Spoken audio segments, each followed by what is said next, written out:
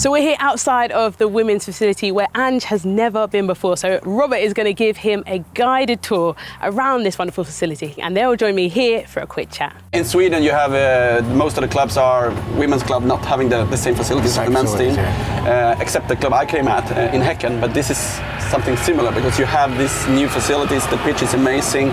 The gym is in the same building, the kitchen, you know, the food is amazing. So when you see this, you see the potential, right?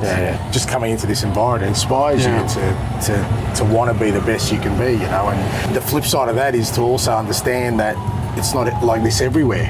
So don't take it for granted. Enjoy every day here because it's unique. The girls come in here and they feel like, okay, this is the environment I want to be in. It's the opportunity for me to be the best I can be. If you look at this pitch, if you look at this building, of course you can have even bigger, more pitches, but you have what you need to be professional, and that's fine with me, you know. And then you take it from there, basically, right? Yeah, you grow from there. So if you look at the pitch, it's actually 100% perfect, I would say, you know. Yeah, it's fantastic. It's kind of nice to be on our own, if you get me. Yeah, of course. You know, we come here, we actually wait, and we can meet you guys over there anyway, but still we can work on stuff here, right? Yeah. Okay, let's show you the building, right? Thank you, mate. After you. Oh, after you. Thank you. Thanks. This is 2 years back to build this one, and actually 2 years old. Yeah. The quotes that you need, right? And it's the locker rooms. You have the nutrition and everything. So we're just gonna look into this building, which is where we have lunch and dinner. You can just say hi to the players. Sorry guys, how you going? Sorry for interrupting. And then you have the office, of course, for the staff, working really hard. And then the last thing, where we need to be quite much in the gym, right? I'm not sure how much you are spending there, but not me personally, but yeah. You never want to lose and blame something about the facilities or the professionality. Right. You want to have everything so you can work with the details in how you perform, basically, right? That's it. I love how overlooking the field. I mean, my office does as well. I know that. People say, "What's the best view?" And I said, "If I'm overlooking a football field, that's a decent view for me."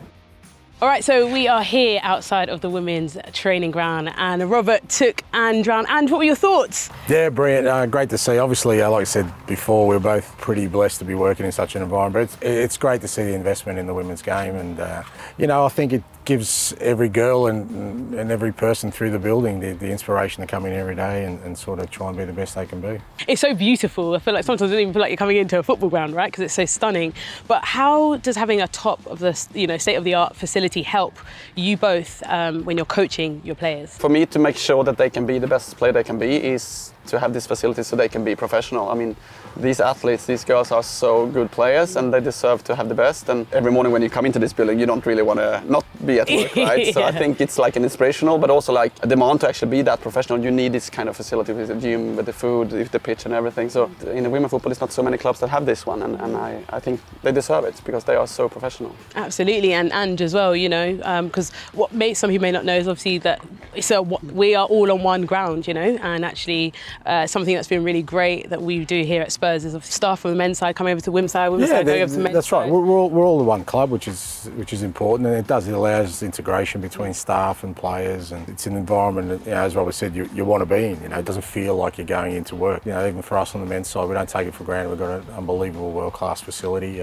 My main role in that is to make sure they appreciate it. Because the alternative doesn't mean you work any less. You work just as hard, but here at least you can work hard, but also have the benefits of getting the recovery, the nutrition, all the guidance and extra bits you need. And now let's take it back a little bit. When you guys were playing and you were players, you weren't the coaches, what part of training did you least enjoy?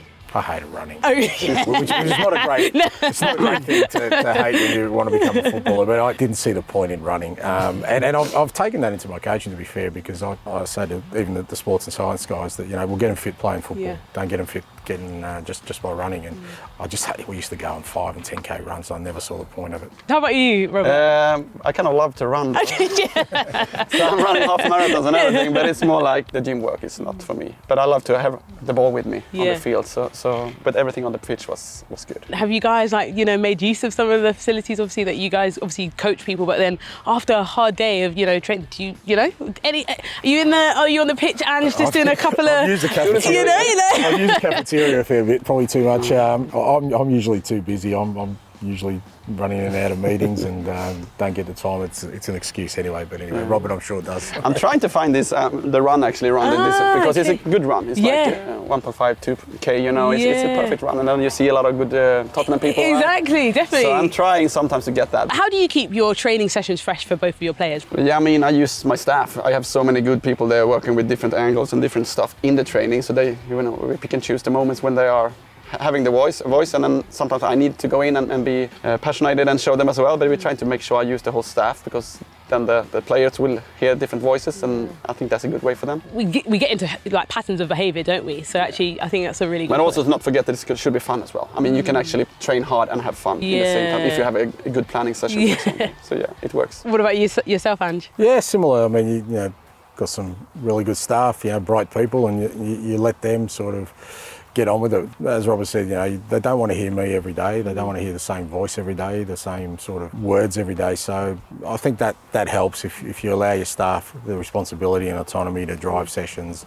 I think the players enjoy that as well. When you're here, obviously the focus is on the pitch, but actually it's also when you come off the pitch. How do you encourage healthy lifestyle for your players? Yeah, look, I think, you know, what I try and sort of explain to players is when you make a decision that, you know, that's what you want to do and you're passionate about it. Part of that is that word you use, that you also have to embrace that lifestyle, because whether they like it or not, you can't stop being a footballer when training finishes. You know, you're a footballer 24/7, so everything you do, all your behaviours, what you eat, you know, how much rest you get will affect that. Yeah, you try and hopefully they maintain a balance, because it can't just be all about football, but understanding that ultimately that's the choice you've made, and within that there are those, some call them sacrifices. I just think that, you know, your playing career for any player, even if they play for, you know, 15 years, is only a small part of your life. So, you know, when you're in that space, you're fortunate enough to be doing what you love. If you walk into any classroom and ask any 10-year-old, you know,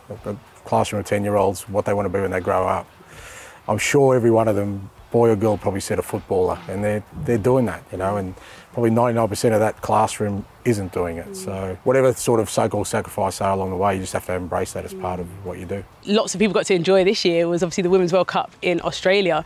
Just obviously, and just love to hear just your thoughts about just seeing a World Cup. Australia's a great country. I love Australia. Yeah, no, it was great to see, and yeah, I was saying to Robert before that I think just growth in football in general in Australia, I think the women's side of the game is going to push it along more than anything, you know. Because I'm a bit older, I've figured out in life that the one thing that you want to provide, that's what we all try and do, is opportunity, you know. And I think all of a sudden young girls who love the game can see opportunity, you know, whether that's for a career, that's to realise their dreams, their ambitions, and that's what you want from life. And all that's, you know, again, it's about investment, you know.